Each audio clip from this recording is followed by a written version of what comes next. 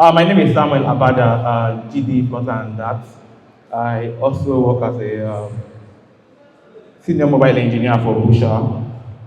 Yeah, and yeah, our workshop today is design system, not design patterns, design system, Flutter, from props to team extensions. So first things first, how many of us here are mobile engineers? You don't need to write Flutter. It could be React Native. Why did I say React Native first? Sorry. Native Android, iOS, Flutter, but not React Native. Nobody. Wow. That's sad. That's one person. More. This is a hostile area. Anyway, it's fine.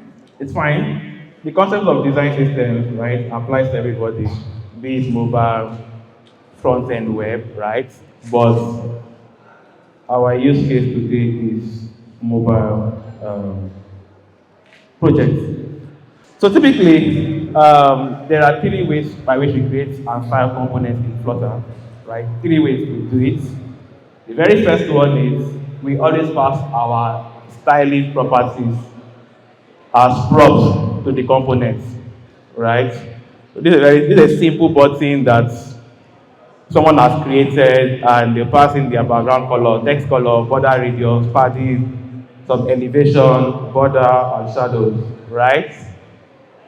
So that's one way to go about it, or the most common way. You pass your design properties as props to the components, right?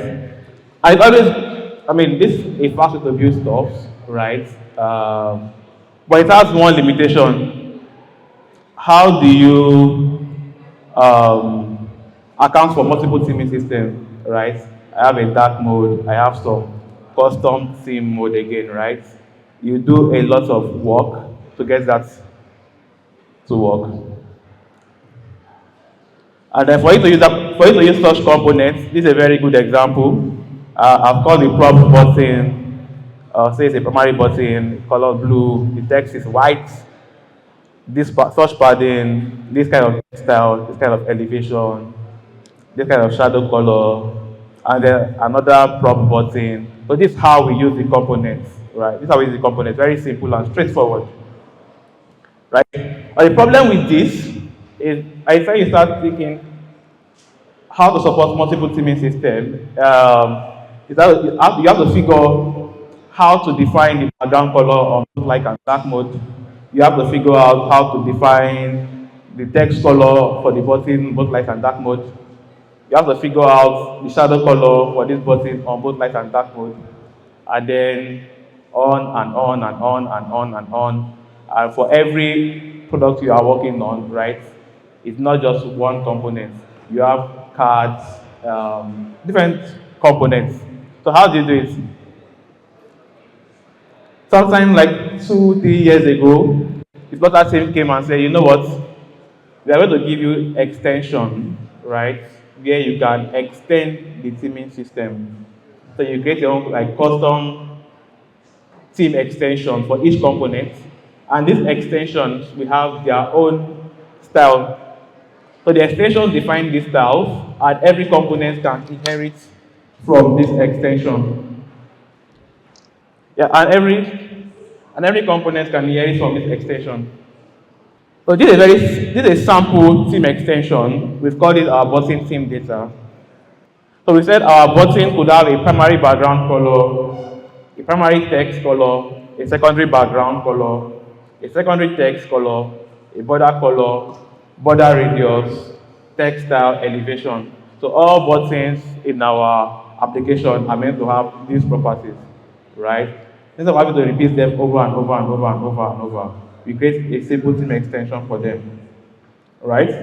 And so we create simple theme extension for them like this. And then we define for both modes. We define one for light mode and one for dark mode. So we have that carries all properties we want our button to have. So primary color, primary text color, primary background color, secondary background color, the border color, border radius, whatever property you want this button to have, you define it there. And all you need to do is you define the light mode equivalent and the dark mode equivalent. In this case, I have defined one here. So we've got light same, light and dark, right? So whenever we need to use our button, right, instead of having to pass all these ugly and messy properties just as we did, you could just call props button and expect it to behave properly across the different scene modes. And this sample usage, right? All you is call the button, and you don't really have to like pass all the styling properties. The button is expected to adapt. Why? Because here you register the theme extension. You created a theme extension, we define the light variance, we register it there. Similarly for dark mode, register the theme extension there, and that's basically it for that component. But that's not where we are going. Design system is more than buttons and colors and whatnot. When we talk about a design system, we're looking at a full system where your products can inherit from. We're looking at colors, typography, effects, grid styles, etc. This is one example of a design system, right? Where we have border radius defined, border radius, border width. We've got colors, action colors, all defined, text colors, all defined. This is an example of a design system. We've got effects like elevation, well defined. We've got things like opacity, also defined. Sizing, spacing, grid, and even typography, right? This is a sample design system. Oftentimes, your designer gives you something like this, but in Figma, right? It's an equivalent of that, but in Flutter. Beyond foundational tokens, you also have things like components, alerts, badges, banners, snack bars, snack bars, buttons, different variants of buttons, images and icons, inputs, fields, text inputs, password inputs, date inputs, OTP, search fields, drop downs, drop downs, phone inputs, money inputs, switch. Does that work? Let's see. Switch. Down to things like progress indicators. Right. Navigation bar, tabs, down to layout properties like list styles, bottom sheets,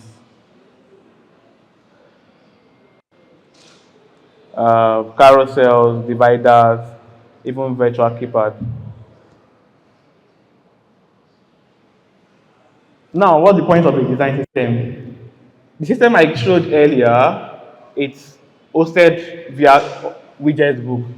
I know in the JavaScript ecosystem, talk about storybook.js, right? Component cataloging. But in the Flutter world, what we have is widget book, widget cataloging, because we say everything is a widget, right?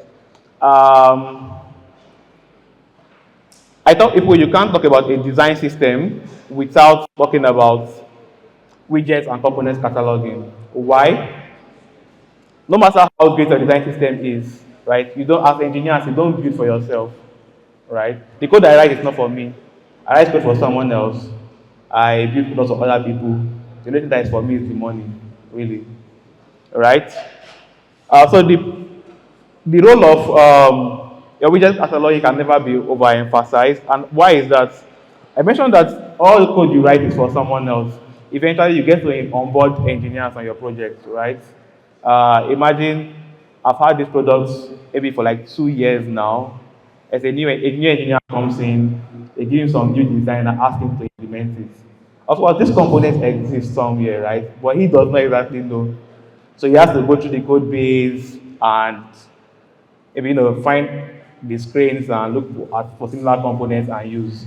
But with a proper design system and widgets catalog, all he needs to do is to basically just visit the catalog, right, and go to the components that he has. What that does for you is all the overhead of onboarding new engineers, of onboarding into your project is removed. Because at a glance, they know what components they have. For example, if I need a virtual keyboard in my project, I can see that I have Genesis virtual keyboard. So the component is a Genesis virtual keyboard. I just go and use it, and that's the end, right? If I want to use maybe, let me see, whatever the case may be, right, I can always see it here and use it. And the fun part of this is that you can play around with them, So this is a Genesis circular button, and I can always, change the labels to see how these components work without exactly using them, right? I can come and say, nah. So at a glance, you know how these components work. So even before you implement. And how do you implement such design system? You have to consider a couple of things. What are the foundation? Oftentimes your design foundations are tokens, color tokens, effect styles, typography, like your text styles, right? So that is very important to note. This is a very simple design system, and this structure is scalable. It works across board, right? If you have 1,000,000 components, or if it is one component directory, the theme directory, and the tokens directory. These are what color tokens basically look like. No stress.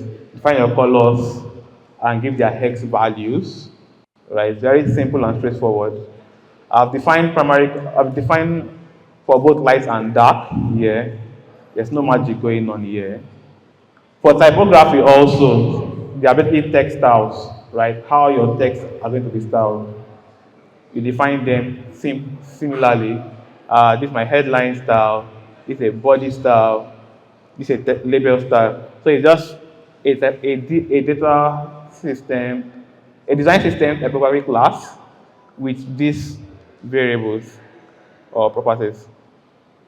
Similarly for effects also, I define a DS effect and I specify the effects where I have a low elevation, I have a medium elevation, I have a high elevation. So I define all these effects there. Similarly, for things like border radius, even transition duration, how long does it take for transitions to happen? Define them there, right? So that's how simple it is to define tokens. I know as engineers, we all do this every now and then in our projects. Even though we are studying inline, it's the same thing. Secondly, you want to define the theme configuration. Earlier, I had shown theme extensions and how it could hold your design properties. So similarly, we create a theme extension that is going to hold this. They could hold your tokens. They could hold your raw data values. For example, color here. This is basically raw color in Flutter, right? They are not my tokens. I could also make them hold tokens like the DS effects and the typography and whatnot. The beauty of your theme extension is they can typically hold anything. There's no restriction, right? So this is a very simple theme configuration, right? That leverages theme extension, so that you don't have to build from ground up, and then define the light and dark configuration, and then an extension method for us to get, if you want to query the theme at any time, what theme is currently active. Instead of taking the long route and writing theme of context, extension, theme extension, this is a shortcut on the build context, right? And our theme eventually is as simple as this. a theme that has its light equivalent and its dark equivalent, right? And we register both the light theme extension and the dark theme extension, right? And that closes the theme. The next thing is usually the design component itself. Here I have a very simple design button, a very simple button, and every button gets to be pressed, right? So that's the press method. Every button has a label or an icon. In my case, it has a label. My button will have some kind of size. My button may or may not have an icon.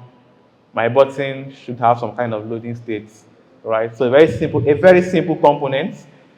And here, I said, oh, if it is a small button, use this kind of padding, medium-sized button, this kind of padding, and the large-sized button, this kind of padding, right? Similarly, for my text style, for the base text style, inherit the label text style from my typography class created earlier. Then for the scale to apply to my text style, if it's a small button, please, the scale should be at 0.9. If it's a large button, please use 1.1, else just stay at 1.0, right? And then apply that font size to my base text style.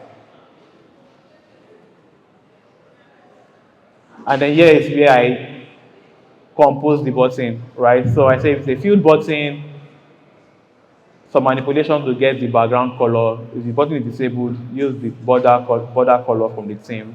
If it is pressed, this kind of color, the text color, and the shadow. This will be a switch case on the button variant. Then this is the actual component itself, what is rendered on your screen. A gesture detector that has an on tap because the button gets tapped. On tap down, this is where you are pressing the button, you press the button down. On tap up, as when you press the button down, you release your hand. And then on tap cancel, it's an animated container. We had defined a duration for animation earlier out of our effects, right? So we pass that down here. The curve, the padding that we defined earlier also, we pass it down here. The defined background color, inherit the border radius from the design system effects token, then apply these customizations. Now we said our button could have loading states. We defined a loading variable here. Use a boolean, very simple boolean, nothing complex. And then we say, if that button is loading, please render some circular progress indicator, or what you would call a spinner. Else, check if there's an icon there. If there's an icon, render the icon. If there's no icon, just stick with your label. So it's a very simple button.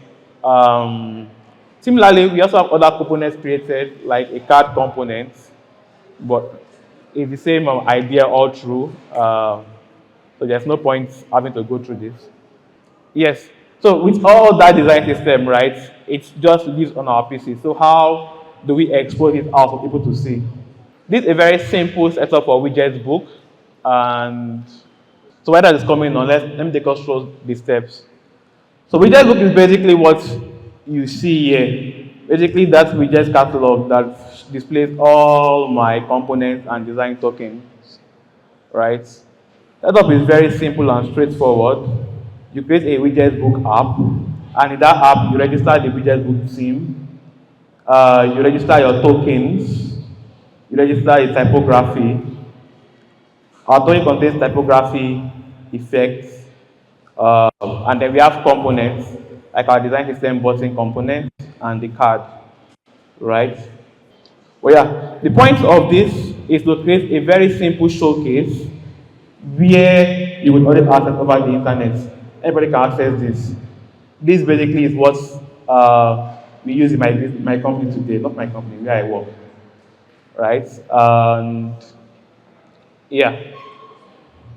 So we create a very simple showcase, and this showcase basically shows every tokens that we have, primary colors, surface colors, background color, error colors, and whatnot. So we also have a typography token showcase, how to build it. We also have this is a custom showcase that I added for types, another showcase for effects, and then an effect box, radius box for my radius, and then the components playground. So eventually, the whole point of having a rich design system, right, and a proper cataloging system, right, is to reduce the friction and to improve handover between product design teams and engineering teams, right? When you as an engineer build a proper design system, your designers can always review this, right? When you look at my widgets book, I have the GitHub for this component there, for you as an engineer to look at the components, and there is the Figma reference there also. So a designer can come here and compare whatever components he built across the actual design that he designed originally, right? And then, yeah, and then cases where it's wrongly implemented, you get quick feedback. So that's the point of having a rich design system and widgets components. So yeah. So yeah, that's the presentation. If there are questions, this material is available over the internet. It's on my GitHub repository. If you want to take a look at it eventually.